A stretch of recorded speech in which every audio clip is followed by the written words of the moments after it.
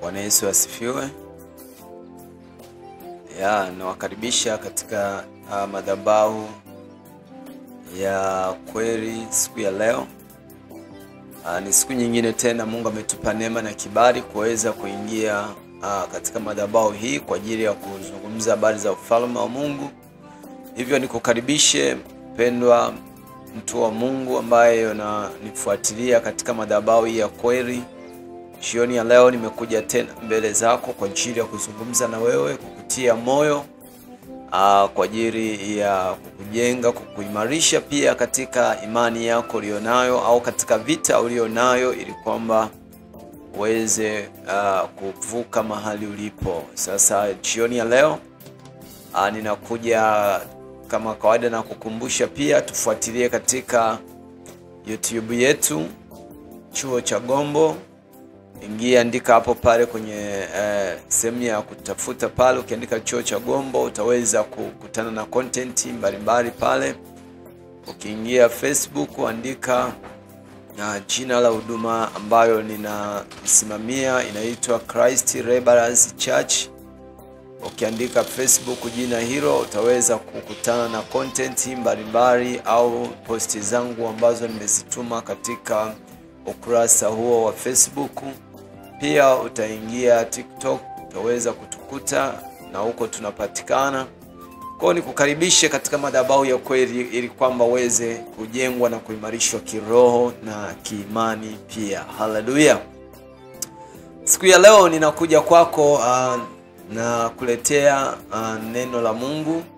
Nataka nimtie moyo au niweze kuzungumza na mtu mmoja ambaye yuko mahali ambapo haelewi ni kwa namna gani avuke aweze kutoka hapo alipo.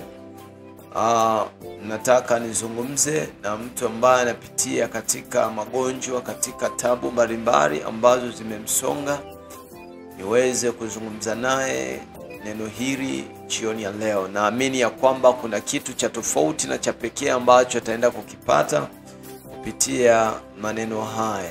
Bwana Yesu asifiwe. Jioni ya leo nataka nizungumze kwa habari ya neno la Mungu linalotoka katika kitabu kile cha Isaya sura ile ya 42. Nitaanzia mstari ule wa 23, nitaenda mpaka mstari wa 25, alafu nitarudi mstari wa 22. Nitasoma hapo na nikitoka hapo pia nitaenda kusoma mstari ule wa 17 na nitahitimisha na mstari wa 20. Bwana Yesu asifiwe. Haleluya, haleluya. Basi nitaenda kusoma neno la Mungu kama lilivyoandikwa katika kitabu kile cha Isaya 42 na mstari ule wa 23. Biblia inasema, ni nani miongoni mwenu atakayetega sikio lake kuyasikia hayo? Atakayesikiliza na kusikia kwa wakati ujao? Ni nani aliyemtoa Yakobo awe mateka, aliyemtia Israeli katika mikono ya wanyang'anyi? Si yeye Bwana, yeye tuliyemkosa, ambaye hawakutaka kwenda katika njia zake wala hawakuitii sheria yake. Mstari wa 25 anasema, kwa sababu hiyo alimwaga ukali wa hasira yake juu yake na nguvu za vita. Ukawasha moto wa kumzunguka pande zote, wala hakujua, ukamteketeza wala hakuyatia hayo moyoni mwake. Bwana Yesu asifiwe. Basi naomba niombe kwa ajili ya neno hili jioni ya leo. Baba, katika jina la Yesu mtakatifu, Mungu aliye hai, ninakushukuru kwa ajili ya majira haya na nyakati hizi ambazo Yesu tunaenda kutafakari neno hili na kujifunza juu ya neno hili. Asante kwa ajili ya mtu wa Mungu huyu ambaye anayenisikiliza. Yesu, naomba umfungue nia yake na maisha yake kupitia neno hili katika jina la Yesu nikiomba na kushukuru. Amen. Haleluya, haleluya watu wa Mungu, karibu sana katika kipindi hiki cha sasa tuweze kuanza wote kwa pamoja. Nimesoma neno la Mungu katika kitabu kile cha Isaya. Tunaona namna ambavyo Biblia inazungumza kwa habari ya namna ambavyo Isaya aliweza kupita mahali ambapo hakutegemea, mahali ambapo hakutarajia. Kuna sababu ambazo zilisababisha huyu Isaya au huyu Yakobo yaweze kumpata haya ambayo yalikuwa yakimpata. Ndio maana nabii Isaya anazungumza, anaelezea yale ambayo Yakobo yaliweza kumpata au alikutana nayo kutokana na mazingira au na maisha aliyokuwa akiyaishi. Ukisoma mstari wa 23 anasema, ni nani miongoni mwenu atakaye tega sikio lake kuyasikia haya, atakaye sikiliza na kusikia kwa wakati ujao? Ni nani miongoni mwenu, kama hivi ambavyo jioni ya leo nazungumza ya kwamba ni nani miongoni mwa wanaonisikiliza, miongoni mwa wanaonitazama, ambaye ataweza kusikia na kusikiliza haya ninayoyazungumza kwa wakati unaokuja, kuanzia sasa ninavyozungumza mpaka wakati unaoendelea? Ni nani ambaye atanisikiliza? Ni nani ambaye atatega sikio kusikiliza haya ninayoyasikia, ili kwamba maisha yake, nafsi yake, hatima yake ikapate kupona na ikapate kuokolewa? Ni nani ambaye yuko tayari kusikiliza haya ninayosema? Kwa sababu ukiyasikiliza haya lazima kuna uponyaji kwenye maisha yako. Ukiyasikiliza haya kuna namna ambavyo Mungu ataachilia rehema kwenye maisha yako, ataachilia baraka kwenye maisha yako, kwa sababu umetii na kusikiliza maneno ya watumishi wa Mungu, maneno ya nabii, maneno ya mtu ambaye ametumwa kwako kwa ajili ya kusema na maisha yako, kusema na hatima yako. Kwa ukiyasikiliza kuanzia sasa, kuna kitu kitafanyika kwa maisha yako, kuna kitu kitafanyika kwa ndoa yako, kuna kitu kitafanyika kwa familia yako, ikiwa utayasikiliza hayo ambayo ninaenda kuzungumza na wewe jioni ya leo. Mstari ule wa 24 anasema, ni nani aliyemtoa Yakobo awe mateka? Anauliza nabii Isaya, anauliza kwamba ni nani ambaye alimtoa Yakobo kwamba aweze kuwa mateka. Anasema aliyemtia Israeli katika mkono wa wanyang'anyi, si yeye Bwana? Kwamba si yeye Mungu ambaye ndiye, kwamba Mungu mwenyewe ndiye aliyeruhusu, ndiye aliyekubali, ndiye aliyeachiria kwamba Yakobo aweze kutiwa katika mikono ya wanyang'anyi, aweze kutiwa katika mikono ya wabaya, aweze kutiwa katika mikono ya maadui. Kwamba Bwana aliruhusu, Bwana alitoa kibali kwamba Yakobo aweze kuingia katika hali ambayo hakuitegemea, hakuitarajia. Na anaendelea anasema kwamba yeye tuliyemkosa, ambaye hawakutaka kwenda katika njia zake, wala hawakutii sheria yake, kwamba hawakutaka kwenda katika njia yake na wala hawakutii nini? Sheria yake. Kwamba kwa sababu Yakobo alishindwa au walishindwa kutii sauti yake na hawakutaka kwenda katika sheria ya Bwana, Bwana aliruhusu wawe mateka, Bwana aliruhusu waweze kunaswa katika mitego ya maadui, mitego ya wanyang'anyi. Kwa hiyo wakanaswa, wakateswa katika mitego hiyo. Yawezekana ninapozungumza jioni ya leo maneno haya ni sehemu ya maisha yako, au kuna namna ambavyo pia maneno haya yanagusa maisha yako, yanagusa njia zako kwa namna moja au nyingine. Kwamba kuna mahali unapita, kuna mazingira unayaishi ambayo huelewi ni kwa namna gani umeingia, huelewi ni kwa namna gani mambo hayo yametokea, lakini sababu mojawapo ni kwa sababu umemkataa Bwana, umekataa njia za Mungu, umekataa sheria za Mungu kuzisikiliza au kuzifuata. Kwa sababu hiyo Bwana ameruhusu uweze kutekwa, uweze kuwa katika mikono ya wanyang'anyi, kwa sababu umekataa sheria ya Bwana, umekataa kusikia sauti ya Bwana, umekataa kusikia mashauri wanayokupa watumishi wa Mungu, kusikia mashauri ambayo wachungaji wanakuambia, wanatoa kila siku kwa ajili ya kukuonya, kwa ajili ya kukushauri, kukuongoza. Umekataa. Anasema kwamba Bwana karuhusu Yakobo aingie katika mikono ya wanyang'anyi. Unapitia unayopitia kwa sababu hutaki kusikia, umekataa kutii, umekataa kuelewa. Kwa sababu hiyo Bwana anaruhusu upitie katika mikono ya maadui, anaruhusu upitie mabaya, anaruhusu upitie machungu. Lazima urudi nyuma ujiulize kwamba kwa nini haya yananipata, kwa nini haya nayapitia?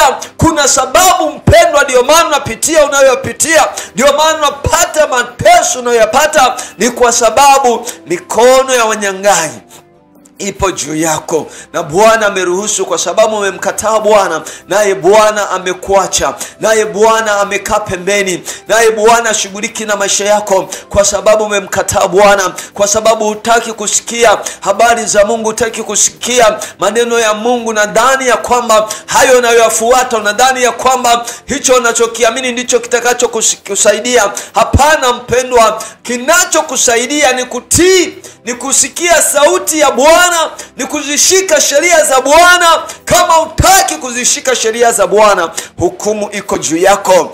Hukumu iko juu yako mpendwa. Anasema 25 pale, anasema kwamba kwa sababu hiyo ulimwengu ukali wa hasira yake juu yake na nguvu za vita, anasema ukawasha moto wa kuzunguka pande zote, wala hakujua, ukamteketeza wala hakuyatia hayo moyoni mwake. Kuna watu wanapitia magumu, wanapitia mateso, lakini pamoja na magumu wanaopitia bado hawafikirii, bado hawakumbuki kwamba tumemwacha Bwana, hawakumbuki kwamba bado tumemkataa Mungu, kwamba ni kwa namna gani sasa tuweze kumrejea Bwana, tuweze kuzitafuta sheria za Bwana ili tuweze kupona mahali tulipo, ili tuweze kupona katika shida tunazopitia. Pendwa mtazamaji na msikilizaji unayenisikiliza jioni ya leo, ninazungumza na wewe ambaye unapitia mateso na shida mbalimbali.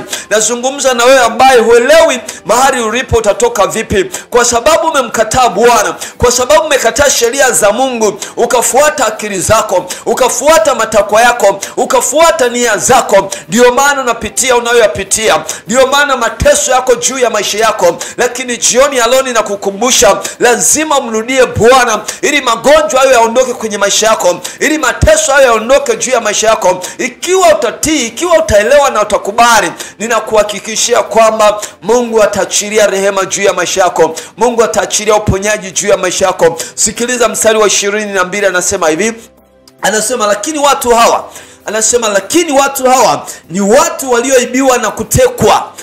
Watu hawa ni watu walioibiwa na kufanyeje? Na kutekwa. Na ndio anasema wote wamenaswa katika mashimo, wamefichwa katika magereza, wamekuwa mawindo wala hapana aokoaye, wamekuwa mateka wala hapana asemaye rudisha.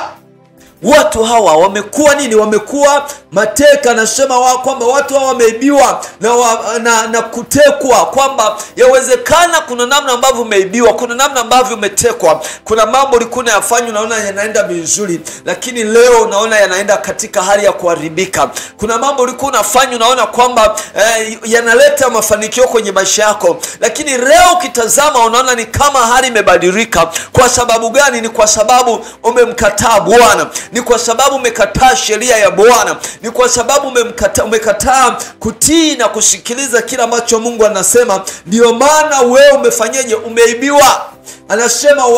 Anasema kwamba watu hawa ni watu walioibiwa na kutekwa. Ina maana umeibiwa alafu katekwa. Ina maana kwamba umetekwa. Huwezi kufanya kitu kwa maamuzi yako, huwezi kufanya jambo lolote kwa matakwa yako. Wewe umeibiwa, tena umefanyaje? Umetekwa. Ndio maana huwezi kuamua, huwezi kufanya jambo ukaona matokeo. Kazi unafanya lakini huoni matokeo ya kazi unafanya. Pesa ikija kwenye mikono yako hakuna unachofanya. Unashitukia fedha imeisha, unashitukia mara kuna mgonjwa katokea, ile fedha uliyokuwa umeipata imeisha, kwa sababu umeibiwa na umetekwa. Kuna watu wanachukua fedha zako, kuna watu wanachukua kile unachokipata, wanakichukua kwa sababu wewe ni mateka. Wewe ni mateka, wewe ni mateka hapo ulipo. Hauna uhuru, hauwezi kuamua juu ya fedha yako, hauwezi kuamua juu ya afya yako, hauwezi kuamua juu ya chochote unachokifanya. Wewe ni mateka. Lazima ugeuke, urudi, utafute ni wapi ambapo umekuwa mateka,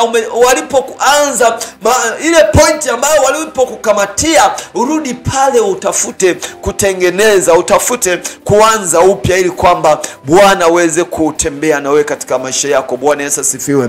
Anaendelea kusema, anasema kwamba wamenaswa katika mashimo, wamefichwa katika magereza. Kuna gereza mpendwa, umeingizwa kwenye gereza, umewekwa kwenye gereza fulani. Gereza hilo huwezi, yani ndio maana unaona giza, ndio maana unaona huelewi ni kwa namna gani utatoka mahali ulipo. Unajaribu kukopa fedha, lakini bado unakuta kwamba ni mzigo wa mikopo unaongezeka. Unajaribu kuomba misaada huku na huku, lakini bado unakuta kwamba hakuna msaada wowote unaoupata. Kwa sababu gani? Wewe uko gerezani, umeingizwa katika gereza. Baada ya kutekwa, uliingiza kwenye gereza, mapepo yalikukamata, wachawi walikukamata, maadui walikukamata kwa kuingiza kwenye gereza. Kwenye gereza huko ndiko uliko. Huwezi kufanya maamuzi ya kibiashara, huwezi kufanya maamuzi ya pesa unayoipata, huwezi kufanya maamuzi ya maisha yako, kwa sababu wewe ni mateka. Yani upo under control, wanakucontrol, wanakuendesha. Waliokuteka, waliokushikilia ndio ambao wanakuendesha. Wewe hauwezi kufanya maamuzi yoyote kwa sababu wewe ni mateka. Wametekwa, tena umeingizwa kwenye shimo. Ndani ya shimo huwezi kutoka peke yako mpendwa. Lazima ukutane na watumishi wa Mungu, lazima ukutane na watu waliopakwa mafuta. Kama sisi mahali hapa, ukutane na wachungaji ambao wametiwa mafuta na Bwana, ili waweze kusababisha uweze kutoka kwenye shimo uliloingizwa. Shimo la kibiashara, biashara zako haziendi, uko shimoni mpendwa. Kazi yako uelewi, unapata mshahara uelewi, pesa zinatumikaje uelewi, uko shimoni mpendwa. Kuna gereza umeingizwa, adui zako, watesi wako wamekuingiza kwenye gereza bila wewe kujua. Pesa unazotafuta zote wao wanachukua, wanatumia, wanachukua, wanafanyia mambo yao. Wewe hauelewi, uko mateka, uko gerezani mpendwa. Lazima ugeuke, urejee, urudi katika njia za Bwana. Anasema, anamwambia Isaya, kwa sababu amekataa kutii sheria ya Bwana, alimweka chini. Alimweka chini ya nini? Alimweka chini ya wanyang'anyi. Kuna wanyang'anyi wapo kwenye maisha yako. Kuna wanyang'anyi wanafuatilia hatima yako. Kuna wanyang'anyi wanafuatilia ndoa yako. Kuna wanyang'anyi wanafuatilia biashara ulionayo mpendwa. Lazima ugeuke, utembee na wachungaji, utembee na watumishi wa Mungu, ili kwamba wanapokuombea, ili kwamba wanaposema neno juu yako, linaishi juu kwenye maisha yako, linaweka ulinzi kwenye maisha yako, linalinda biashara yako, linalinda hatima yako. Na unajua neno la Bwana ni sheria. Neno la Bwana linasimama kama sheria kwa ajili ya kuhukumu ufalme wa shetani. Kwa hiyo hata neno la mchungaji ni sheria. Anaposema mchungaji, neno hilo linasimama kwa ajili ya kuhukumu ufalme wa giza, kuhukumu kazi za giza. Kwa hiyo jioni ya leo mpendwa, unayenisikiliza na unayenitazama, usione biashara zako zinaharibika, usione kazi yako uelewi namna gani inaenda, namna gani ilivyo, usione mambo yako yaendi yameharibika, uelewi ni kwa namna gani utavuka mahali ulipo. Ni kwa sababu unatembea kwa akili zako, ni kwa sababu unatembea kwa ufahamu wako. Biblia inasema kwamba katika kitabu cha Efeso sura ya 2 ya kwamba kama ambavyo walikataa kuwa na Mungu katika akili zao, Mungu naye aliwaacha wafuate akili zao zisizofaa. Kwa sababu umemkataa Mungu mpendwa, Mungu naye amekuacha ufuate hizo akili zako ambazo unaona zinafaa, lakini zinakupoteza, zinakuangamiza, zinaharibu hatima yako, zinakufanya uingie gerezani, zinakufanya utekwe, ili kwamba usifanikiwe, usiendelee, usisonge mbele. Akili zako zinakupoteza. Geuka, geuka, geuka, nasema geuka. Njoo huku ambako tunasema au tunakuelekeza kwamba lazima uangalie ni wapi ulipoanguka, ni wapi ulipoacha njia za Bwana, ni wapi ulipoacha sheria za Bwana, ili kwamba uweze kurejea na baraka zako uweze kuziona, mafanikio yako uweze kuyaona. Sura ile ya 17 mstari wa 17 anasema hivi. Mstari wa 17 anasema kwamba anasema 17 anasema watarudishwa nyuma, wataaibishwa sana hao wanaotumaini sanamu za mawe na kuziambia sanamu za madini, ninyi ndinyi miungu yetu. Anasema kwamba watarudishwa wapi? Nyuma. Tena anasema wataaibishwa sana hao wanaotumaini wanaotumainia sanamu za mawe. Kuna watu mnatumainia sanamu za mawe, mnatumainia waganga, mnatumainia uchawi, mnatumainia nguvu za giza. Biblia imesema kwamba mtarudishwa nyuma. Ingawa unaonekana unafanikiwa, ingawa unaona mafanikio na maendeleo, lakini Biblia imesema kwamba, na Biblia neno la Mungu huwa siku zote ni neno ambalo halisemi uongo, ni neno ambalo lazima litimie. Anasema kwamba watarudishwa wapi? Nyuma. Kuna majira na kuna nyakati zitafika, mpendwa, mafanikio unayoyaona katika kutegemea nguvu za giza, kutegemea waganga, utarudi nyuma, utaanza moja tena, utarudi chini, kwa sababu unategemea miungu, unategemea sanamu zingine. Mungu hapendi, Mungu hafurahii. Anataka umtegemee yeye, anataka umtumainie yeye. Jioni ya leo ninakuambia mpendwa, acha kutegemea sanamu, acha kutegemea nguvu zingine, tegemea Mungu peke yake kwenye maisha yako. Uone kama utaaibika, uone kama utabaki kama ulivyo. Lazima Bwana atayabadilisha maisha yako, lazima Bwana atakupa kupiga hatua katika maisha yako. Haleluya, Bwana Yesu asifiwe. Na anasema, anakuziambia sanamu za madini, ninyi ndinyi miungu yetu. Kuna watu mnasujudia, mnaabudu miungu, mnaabudu sanamu, mnaziambia kwamba ninyi ni miungu yetu, kwamba sisi tunawaabudu nyie. Pendwa, ole wako wewe unayeabudu sanamu, ole wako wewe unayeabudu mizimu, ole wako wewe unayeabudu mganga, ole wako wewe unayetegemea nguvu za giza, ole wako wewe unayetegemea mapepo. Bwana amesema ole wako. Lazima mtegemee Bwana. Bwana amekuumba ili umtegemee. Mungu amekuumba ili umtegemee yeye, umtumaini yeye, na wala si kutegemea mizimu, si kutegemea uchawi, si kutegemea mapepo na mizimu ya kila namna. Njoo kwa Mungu aliye hai, fuata sheria zake, uone baraka zake namna ambavyo zilivyo tamu, katika jina la Yesu. Embu simama na Bwana, simama katika sheria zake, na utabaki kama ulivyo katika jina la Yesu na kwa damu Yesu. Mstari ule wa 18 anasema, sikilizeni enyi viziwi, tazama enyi vipofu, mpate kuona. Sikiliza wewe ambaye unanitazama, wewe ambaye unanisikiliza. Yawezekana unajifanya kana kwamba huelewi, unaona lakini hauoni, unasikia lakini husikii. Kwa sababu gani? Shetani amekutia uziwi, shetani amekutia upofu. Na Biblia inasema kwamba sikiliza kiziwi, sikiliza tazama wewe kipofu, upate kuona na upate kusikia maneno haya ninayokuambia. Kwa kwamba wewe mahali ulipo huwezi kupenya, huwezi kufanikiwa ikiwa umeziacha sheria za Bwana, ikiwa umemwacha Bwana, hauwezi kuyaona mafanikio. Geuka, rudi kwenye njia za Bwana, rudi kwenye mpango ambao Mungu aliuweka toka mwanzo. Alitaka au alikusudia umwabudu yeye na umheshimu yeye. Kwa nini umeacha njia za Bwana? Kwa nini umemwacha Bwana? Kwa nini umegeuka njia zingine? Bwana hajakuacha, ni wewe umemwacha. Hebu rudi kwenye kusudi la Bwana, na Mungu atakubariki, na Mungu ataibariki biashara yako, na Mungu atainua biashara zako, Mungu atakupa kazi, Mungu atakufanikisha kwenye maisha yako ikiwa utamgeukia yeye. Maana Biblia inasema, ikiwa watu wangu walioitwa kwa jina langu watanyenyekea, anasema watanyenyekesha na kugeuka na kuziacha njia zao zilizo mbaya. Biblia inasema kwamba Bwana atagairi na atarehemu mtu huyo, na atamsamehe na ataponya nchi yake. Bwana ataponya biashara yako, Bwana ataponya hatima yako, ataiponya ndoa yako, ataponya chochote unachokifanya, kazi ataponya kazi yako, ataponya watoto wako. Hata kama na magonjwa, kama utanyenyekea na kurudi kwenye sheria za Bwana, kurudi kwenye njia ya Bwana, lazima Mungu atakurejesha na atakupa baraka zake ambazo ameziamuru kwenye maisha yako. Mstari wa 20 anasema hivi,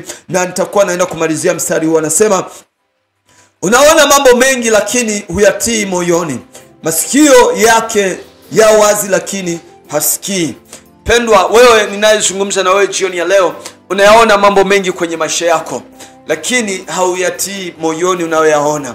Na Bwana anasema na wewe kwa habari ya maisha yako. Bwana anazungumza na wewe kwa habari ya namna ambavyo inatakiwa uishi, lakini hautii moyoni. Kuna wengine wanaota ndoto kabisa, Bwana na akiwaonya, Bwana akiwaambia wageuke, Bwana akiwaambia waache maisha wanayoyaishi, lakini hawatilii moyoni kwa sababu ndani yao kumejaa roho ya kiburi, kumejaa roho ya uasi. Lazima ugeuke ukusikie sauti ya Bwana.